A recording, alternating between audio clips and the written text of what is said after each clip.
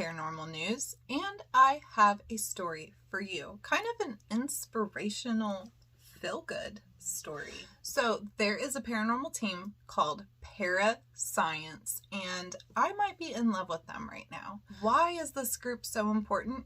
Well, every paranormal group is important in my eyes, but this one especially. Not that long ago, the duo ended up going to an old, forgotten cemetery.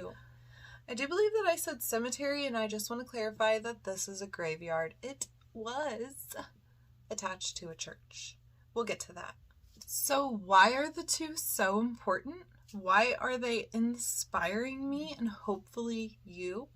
Well, recently the two dedicated an entire weekend to cleaning up an old, forgotten cemetery. Let's go through a little bit of the history about this place. This location is called Souls Chapel. Fitting, right? Well, originally it wasn't under that name. There was a time when the location went by Greg's Chapel, but in 1857, that was actually torn down and replaced with Souls Chapel, which, to everyone's record who's dug into this, the location itself was actually used as a field hospital during the Civil War. So it's already rich in so much history. And when it was replaced with Souls, one of the first traveling Methodist church, or where the pastor traveled. But anyway, one of the oldest Methodist church in Pulaski County. Unfortunately, this location has seen even more tiring times. It's actually caught fire twice. They ended up rebuilding the church, and it did pretty good, at least until the second fire, which was in 2003, and is reported that it burned down completely. So now, where does this leave the graveyard? Just a cemetery now?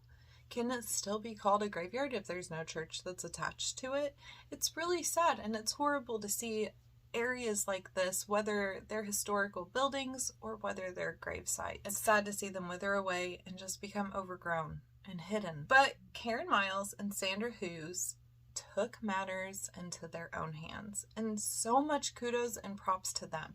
However, during their weekend of picking everything up, which I do believe they only had a weed eater and a lawnmower, so it was reported that they did not have a very fun time. There was some rough spots that they encountered with limited amount of equipment and just the two of them, but they pulled through and they cleaned up the cemetery / graveyard. However, while they were cleaning it up, they had noticed that one of the graves had sunken in. Just time was not on their side, weather, it wasn't being kept up, so sad to see a grave in such a shape. But people of the area possibly took advantage of that. That little sunken in spot, they ended up filling it with garbage and having campfires. This is super, super disrespectful. So I will attach an article where you can read the two talking about all of this and everything else that they found, which some things appeared to be a little bit of witchcraft type vibes that they were getting. I won't go into all of that too much, because what I might think is a tomato may actually be a tomato.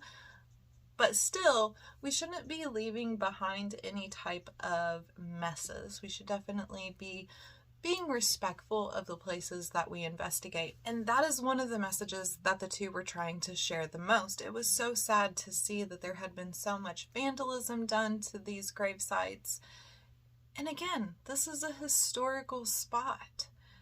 We should kind of take a little bit of pride in that as a community.